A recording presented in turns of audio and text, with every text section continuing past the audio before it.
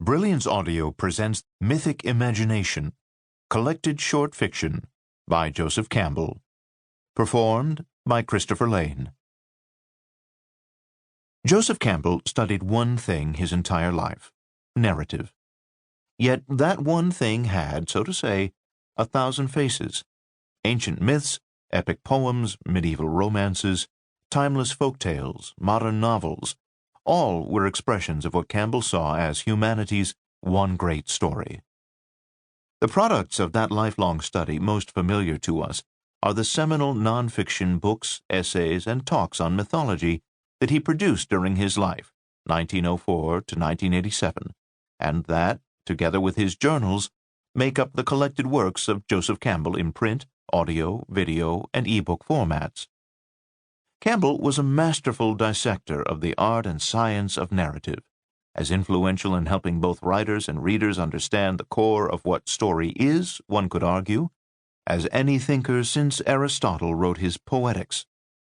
Yet, as anyone who has read his books or heard him speak can attest, he was also a masterful storyteller, engaging, entertaining, thought-provoking, and funny.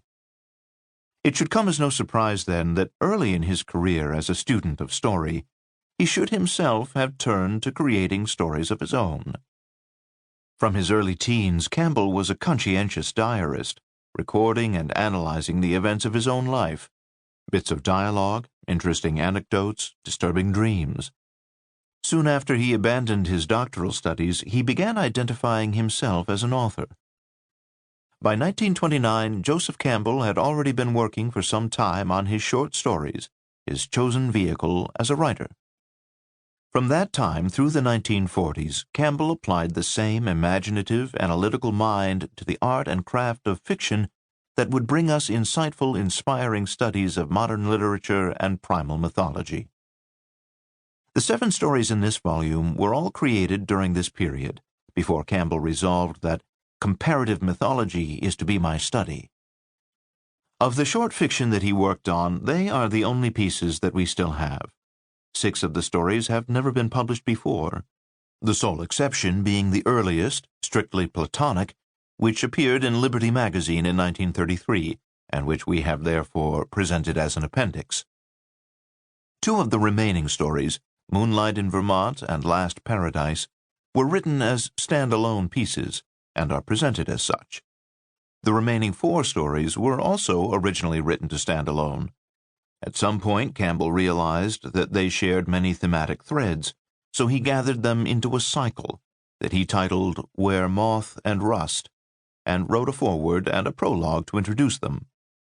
Campbell's tales vary in setting and tone, from light and pastoral, Moonlight in Vermont, to urban and ironic, The Lord of Love, to apocalyptic, Voracious, and The Forgotten Man. Strictly Platonic is a college satire, and The Belly of the Shark is a metaphysical/psychological thriller, while Last Paradise is a complex morality tale, a metaphoric exploration of the costs of modern civilization. The 4 stories that make up Where Moth and Rust, written during the Second World War, collectively reflect Campbell's deep unease with the course of human civilization.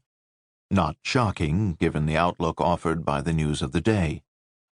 Conceived, as was Dr. Strangelove, as a kind of future history, the cycle offers 4 bleak, wartime glimpses of the world rushing toward its own destruction. There's no sense of a shiny future of technological marvels to be found, but rather a fictional exploration of the themes laid out in Oswald Spengler's Decline of the West.